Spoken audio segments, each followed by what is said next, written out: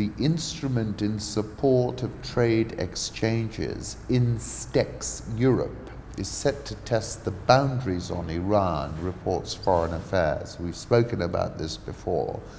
This is the super clever wheeze from Federica Mogherini, the special purpose vehicle to facilitate trade between Iran and Europe in particular. With the European Union's blessing, the three states established a special channel that shields trade with Iran from US sanctions. The Instrument in Support of Trade Exchanges, or INSTEX as the channel is called, holds out the possibility that Europe can yet salvage the nuclear agreement's core bargain, that Iran was to limit its nuclear activities in return for the normalization of economic relations.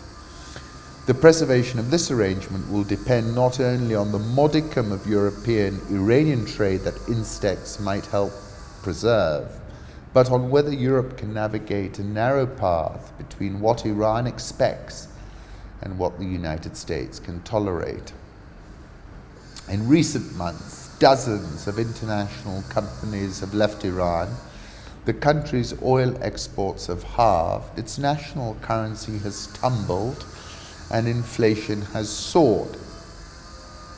Iran's parliamentary think tank has issued a bleak forecast suggesting that in the more optimistic of two scenarios, the country could expect minus 2.6% growth this year and minus 4.5% next year. Red Box Wire reports the US is weighing more Iran sanctions over trade with Europe. I wrote about this on the 13th of May when I said President Trump has been a big proponent of financial coercive sanction warfare, and its expression vis-a-vis Iran is its apogee.